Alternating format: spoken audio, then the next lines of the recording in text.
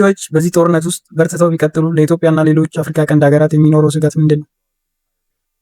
በኢትዮጵያ ፐብሊክ ሰርቪስ ዩኒቨርሲቲ የፖሊስ ጥናት ተመራማሪ የሆኑ ዶክተር ሙከረም ይፍታ የመካከለኛው ምስራቅ ጦርነት ከባህረ ሰላጤው ሀገራት አልፎ የአፍሪካ ቀንድ ሀገራትን ጉዳይ ከሆነ ከርሟል ይላሉ። የአፍሪካ ቀንድ ጉዳይ የሚሆኑባቸው በርካታ መንገዶች አሉ የሚሉት ዶክተር ሙከረም በአንድ በኩል በቀይ ባህር ዳርቻ የሚገኘውን የየመን አብዛኛውን ክፍል እያስተዳደሩ ያሉት የሁቲ አማጽያን መሆናቸውን ያነሳሉ። በኢራን የሚደገፉት የሁቲ አማጽያን ኢራን ከእስራኤልና ከአሜሪካ ጋር በገባቸው ጦርነት ውስጥ የግጭት ሁለተኛ ምዕራፍ አድርጋ እንዲሳተፉ እንዳስገባቻቸው መውሰድ ይቻላል ሲሉ ያብራራሉ። በመካከለኛው ምስራቅ ጉዳዮች ተንታኝ የሆኑት ኤርትራዊው መሐመድ አቡበከር በበኩላቸው ሁቲዎች ባቤል መንደብን የሚዘጉ ከሆነ የኤርትራ ምጣኔ ሀብት ክፉኛ እንደሚጎዳ ይናገራሉ። 15 ከመቶ የዓለም የንግድ መርከብ የሚንቀሳቀስበት ባቤል መንደብ የሚዘጋ ከሆነ ምጣኔ ሀብቷን ከወደቦቿ በማግኘት የተዳደረው ኤርትራ ፈተና እንደሚገጥማት ጨምሮ ገልጿል። የኤርትራ ምጣኔ ሀብት ጠንካራ ባይሆንም በዋናነት የተመሰረተው በወደቦች ላይ ነው ያሉት ተንታኙ በተለይ ከሩሲያና ከቻይና ጋር የምታደርገው የንግድ ልውውጥ በአሰብና በምጽዋ ወደቦች ላይ የተመሰረተ መሆኑን ይናገራሉ። ሁቲዎች ባቤል መንደብን የሚዘጉ ከሆነ አሜሪካ ፊቷን ወደ ቀይ ባህር ልታዞርባቸው ትችላለች የሚል እምነት የኤርትራ መንግስት ዘንድ ስለሚኖር ስጋት መፍጠሩ እንደማይቀር ጨምሮ አስረድተዋል። የኤርትራ መንግስት በጣም በስጋት የሚኖር መንግስት ከመሆኑ አንጻር ማንኛውም ኃይል በዚህ በኩል መጥቶ ውጊያ መክፈት የለበት የሚል አቋም እንደሚያራምዱ ተናግረዋል። ኢራን በባህረ ሰላጤው ሀገራት የሚገኙ የአሜሪካ ጦር ኃይል ሰፈሮች እንዲሁም የሀገሪቱ መሰረተ ልማቶችን አጥቅታለች። ከዚህም ባሻገር የዓለም 20 በመቶ ነዳጅና የተፈጥሮ ጋዝ የሚተላለፍበት የሆርሙዝ ወሽመጥ በመዝጋት የነዳጅ ዋጋ መናር እንዲከሰትም አድርጋ ነበር። ኢራን በቀይ ባህር ዙሪያ ያላትን አጋሮች በመጠቀም ባቤል መንደብ ላይ ጥቃት መሰንዘር የግጭቱ ሁለተኛ ምዕራፍ ተደርጎ ሊወሰድ እንደሚችል የፖሊሲ ጥናት ተመራማሪ ዶክተር ሙከረም ይናገራሉ።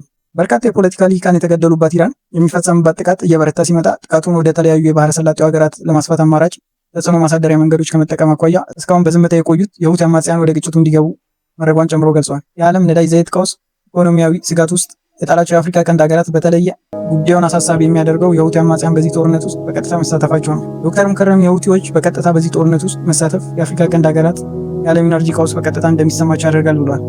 በተለያዩ አጋጣሚዎች ኤርትራ ሁቲዎችን ትደግፋለች የሚል ክስ ይቀርብባት እንደነበር ያስታወሱት አቶ መሐመድ በበኩላቸው የመካከለኛው ምስራቅ ቀውስ ወደ ቀይ ባህር የሚሰፋ ከሆነ አሜሪካና አጋሮቿ በአካባቢው የሚገኙ ደሴቶች በመጠቀም ጥቃቶችን ለመፈጸም ፍላጎት ማሳየታቸው እንደማይቀር ገልጿል።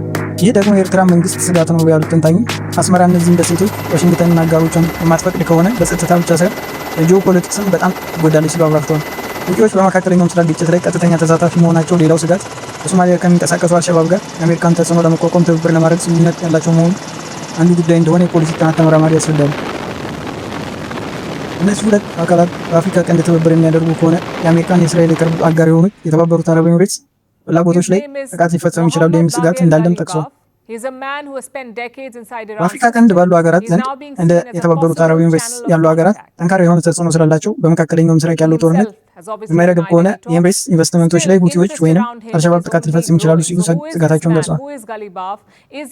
ዶክተር ሙከረም የኢራን መንግስት የአሜሪካን የእስራኤል ጥቃት በባህረ ሰላጤ ያራምዳሉ ያላቸውን ሀገራትና መሰረተ ልማቶችን ሲደበድብ ሁሉም ላይ በበኩሉ አለማጥቃቱን ይናገራሉ።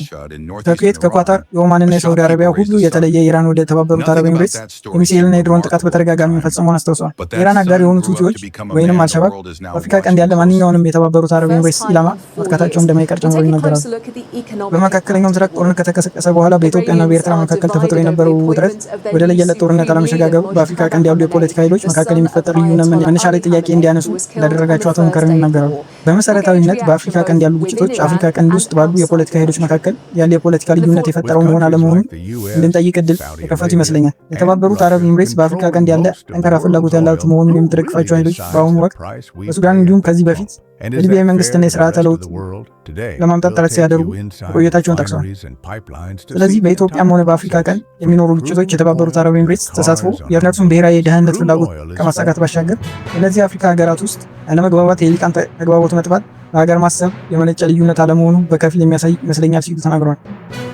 አቶ መሐመድ በበኩላቸው በመካከለኛው ምስራቅ የተቀሰቀሰው ጦርነት በኢትዮጵያና በኤርትራ መካከል የነበረውን የጦርነት ስጋት አስቀርቶታል ብለው እንደሚያምኑ በቢቢሲ ተናግረዋል። ለዚህም ምክንያታቸውን ያስረዱት በኤርትራና በኢትዮጵያ መካከል መካረር የፈጠረው ጠቅላይ ሚኒስትር አብይ የባህር በር የህልውና ጉዳይ ነው ካሉ በኋላ መሆኑን አስታውሰዋል።